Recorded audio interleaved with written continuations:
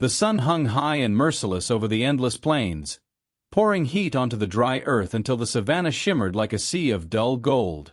The grass had turned brittle from months without rain, and the ground was cracked like old pottery. Even the wind seemed tired, carrying only dust and the faint scent of scorched plants. In the distance, a lone elephant named Mara walked slowly toward a distant watering hole, her heavy feet pressing deep prints into the powdery soil. Every step was steady and patient, the way ancient animals move when they know the land well.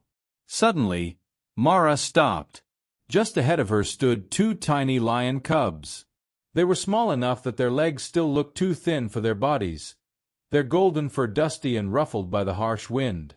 Their sides heaved as they breathed quickly, as though they had been running or crying for a long time. The cubs did not roar or growl.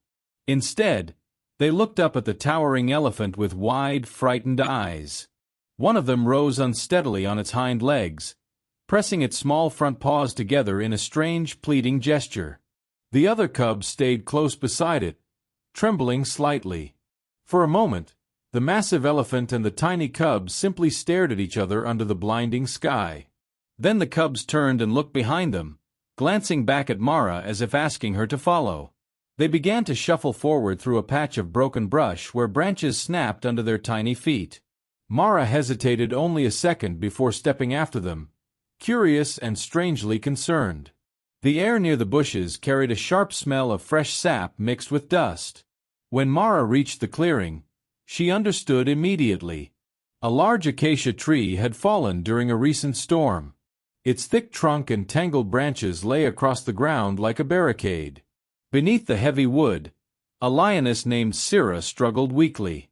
Her once bright coat was coated with dirt, and one of her hind legs was trapped beneath the weight of the fallen trunk. Her breathing was shallow and uneven, stirring small clouds of dust around her muzzle. The two cubs hurried to her side and pressed against her face, making soft whimpering sounds. Sira's amber eyes lifted slowly toward the giant standing above her.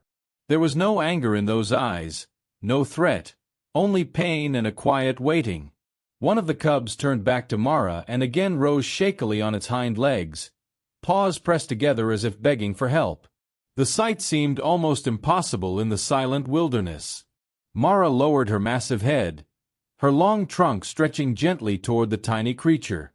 The tip of her trunk brushed the cub's paw with surprising softness.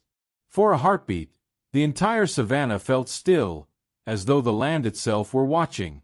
Then Mara stepped closer to the fallen tree.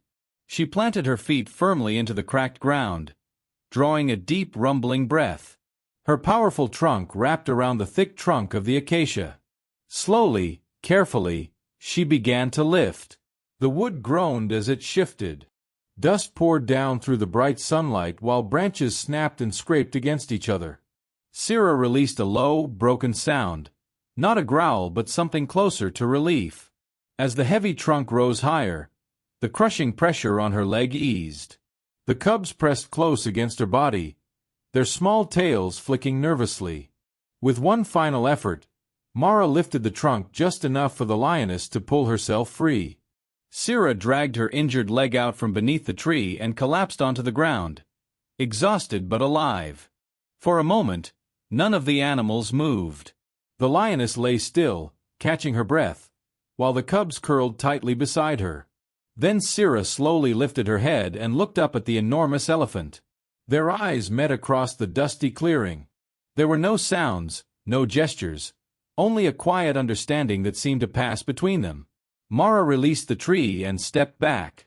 Her shadow stretched across the small lion family as the sun burned overhead. Without another movement, she turned and began walking away across the open plain, her slow footsteps fading into the tall grass. Behind her, the cubs nuzzled their mother, rubbing their small faces against her cheeks. Though weak, Sira gently licked their heads, her breathing gradually becoming steadier.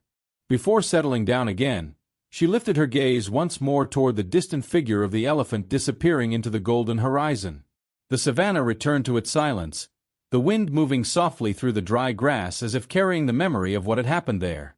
Sometimes the wild world does not roar or clash with violence. Sometimes it pauses in quiet moments when compassion crosses the invisible boundaries between creatures.